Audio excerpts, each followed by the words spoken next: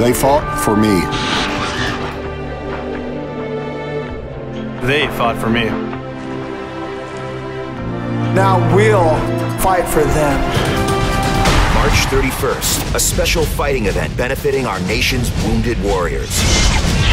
WMMA presents 6'7" giant Sean McCorkle taking on the hard-hitting Brian Heden. Former top contender Karo, the Heat Parisyan. I'm gonna throw my phone on his head. Battles Thomas, the Wildman Denny. Watch me unleash.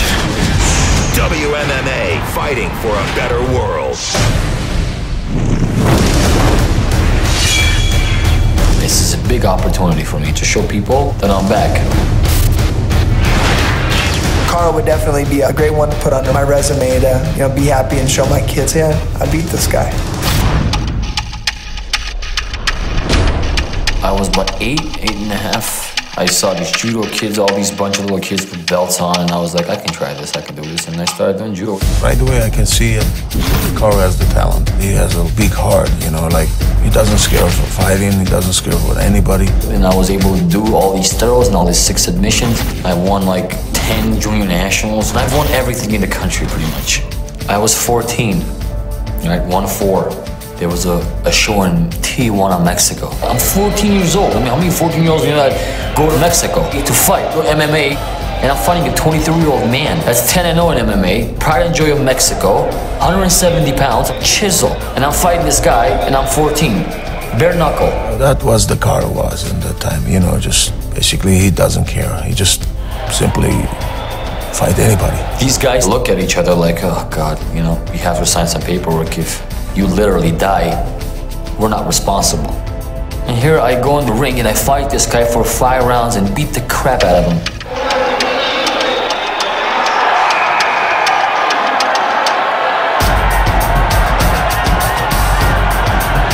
Unbelievable. That's actually what he decided he's going to come a fighter. And then it was to the Olympics, trials, or make a career out of this. And I made a career out of that. I remember my first fight being in 5th grade.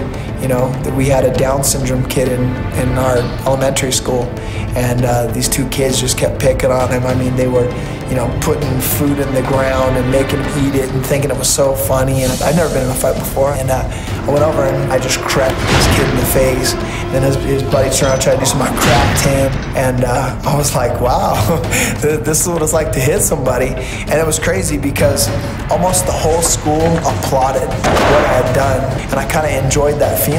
I was 17, working a full-time job, needed to have some kind of release. I liked being punched, and I liked punching people in the face, so it was just a good release. I loved sparring, got into competing and doing some matches, and was undefeated in kickboxing. I'm 27 years old, put me in a jiu-jitsu tournament. Went in there, crushed a couple guys, it was just, wow, this stuff's kind of neat. Ended up getting in an 8-man crazy tournament, no gloves, no nothing, headbutts, everything was legal. I mean, it was something like out of the movies. Getting in there, fighting, beating all 3 of my guys. I think a total of 2 minutes combined. I think I made like $100 or something. The first year fighting, my money went way down here, but my happiness went way up here. Fast forward 13 years later, I've fought all over the world. I've, fought some of the best guys out there, and here I am today. Thomas Denny, on paper, pound for pound, cannot even stand next to me as far as skill set or what we've done in this sport.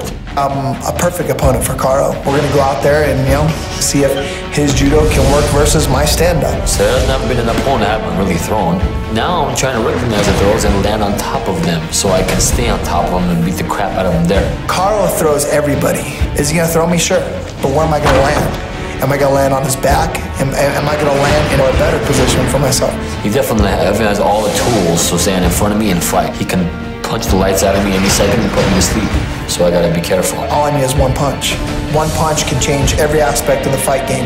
1 punch, 1 knee, 1 elbow. And do I think I have that number? Yeah, I do have it on a lot of people. I might even knock him out. Hey, I'm not even throw him, I'm not even knock him out in his own game. Well, Karo, if you do decide to stand with me, I will knock you out. And if the old Karo comes back, Thomas can't get at it, dude. Not 1 round. I bring that Karo back, it'll be less than 5 minutes. I will finish Thomas.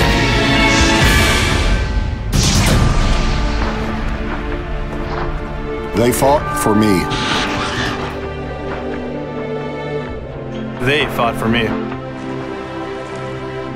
Now we'll fight for them. March 31st, a special fighting event benefiting our nation's wounded warriors.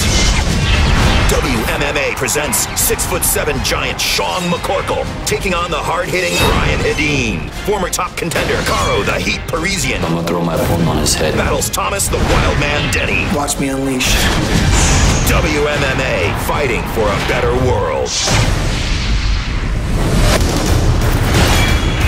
I definitely think it's going to be a back and forth battle. Who has the better cardio? Who wants it more?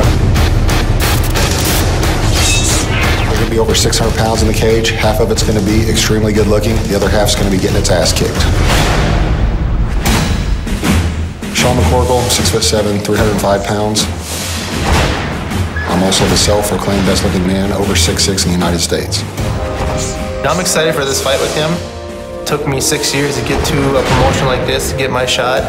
And, you know, he's been where I want to be. He's probably fought strong guys before, athletic guys before, but he hasn't fought anybody like me. I feel like if I'm going to make a push for it, it starts with him. Don't plan on seeing Brian Heden on the Maury Povich show anytime after March 31st, because once we fight, he's going to know exactly who his dad is. And Sean McCorkle, you are the father. I never was never in a fight when I was younger, never got in a street fight, never got in a scuffle. You know, you asked me, I was too scared. I was too scared to get in a fight whether somebody's picking on me, which, you know, I was picked on. That's why when I started fighting, everybody thought, well, you know, why is Brian fighting? You know, never did anything violent my whole life. And this kid, he was kind of being a smart aleck. He had this tournament coming in, and he's like, oh, you should do it. You're a big guy. You know, you think you're tough, which I never thought I was tough. But finally, I got enough of it. I said, I'll do it. I ended up fighting 3 times that day for, you know, a big whopping $100. I remember my first time going in there, I was telling myself, you're stupid, why are you doing this? You know, just sick to my stomach, and it turned out for the best. So I guess the good thing I can say to this kid is thank you. You know, for me, I guess it's a good way to relieve, you know, everything I was pissed off at ever since I was little. I work at Team Industry. We build parts for Polaris. I get up at 4 in the morning, get at work at 6. I work till 6 at night, and then I go train. You know, I work out 2 hours, you know, and I get home about 9:30, 10, just tired, and then do it all over again. I usually work right up until the day I gotta leave or the day before for weigh-ins, and I go fight, depending on if I get some bumps and bruises or not. But if I'm able to work, I'm there the next day for work, you know, whether I fought the day before or 2 days before that. Growing up in Indiana was extremely boring. I've got 2 little kids, and if I didn't have joint custody of them, I would move to Florida or anywhere but Indiana tomorrow. I hate Indiana and everything about it, especially the people. I was a very laid back, very shy kid. I felt a lot like people took advantage of that, you know, of my kindness, pushed me around. By the time I was 18 or 19, I just decided I'd rather be dead than afraid. I think there's part of me that's still got a chip on my shoulder from being taken advantage of or being pushed around as a kid. I was kind of lost there for a while after I got divorced and lost my business. I was just sitting at home all the time, like didn't really know what I was going to do with my life, and started taking a jiu-jitsu class for fun and found out accidentally I was one of the toughest men in the world.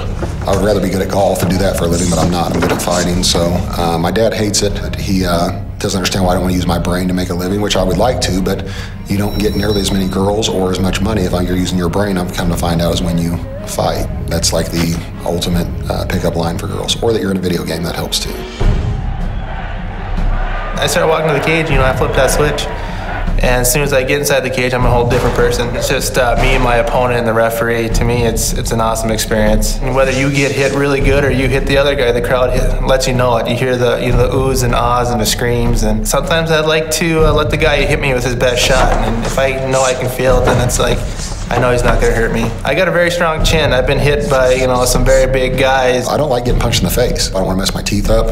As vain as that may be, I'm kind of pretty for a dude, you know? So my nose is perfect, my teeth are perfect. If I was ugly, I guess I wouldn't care. But ugly's forever. That's what people say all the time. You have to love this to do it. I'm like, no, you don't. You just have to be good at it. You don't have to love it. You know, like if you love hurting people and being hurt, there's something wrong with you. I'm a heavyweight who wants to finish. Whether it's standing up or on the ground, I'm going to be constantly moving, constantly trying to, you know, put the pressure on to the point where, you know, he quits or the referee says enough's enough. That's one thing I pride myself is in conditioning. I want to go, go, go, go, go. I'm going to be a lot quicker. I feel like, you know, yeah, he's bigger than me, but I I've yet to find an opponent that I fought that's going to overpower me with strength. I don't think he's ever fought anybody like me before. It's a whole nother world for guys like that. When they're used to fighting a certain kind of guy and they get in with, you know, guys as big and strong and fast, you know, an athlete like I am, usually they get overwhelmed. They're not used to the size, speed, strength, and explosiveness. Yeah, I know he gets tired fast, and when he gets tired, you know, then he's going to be in my world. You know, I don't get tired, and he's going to get hurt. He's going to get hurt pretty bad. I won't need the full 3 rounds. If he can take 3 rounds of what I've got, he needs to be in the top 10 in the UFC. It's always been in heavyweight fights that I tend to have cardio issues, and they've only seen me gas over the action is 3 times fast as what you're doing in a fight like this. You know, against a guy like him, he's not going to be moving on the ground like, you know, Stefan Struve or somebody like that does. He's not straight out rude, but, you know, he gets his little digs in. Really nice guy. I hate to talk trash about him, but don't think for a second I won't. I'm going to gas him out and then knock him out. Somebody's getting put to sleep. It's not going to be me. March 31st, a special fighting event benefiting our nation's wounded warriors. WMMA presents 6'7" giant Sean McCorkle taking on the hard-hitting Brian Heden. Former top contender Karo, the Heat Parisyan, I'm gonna throw my opponent on his head. battles Thomas, the Wildman Denny. Watch me unleash. WMMA, fighting for a better world. Go to WMMAsports.com. McCorkle versus Heden, live on pay-per-view.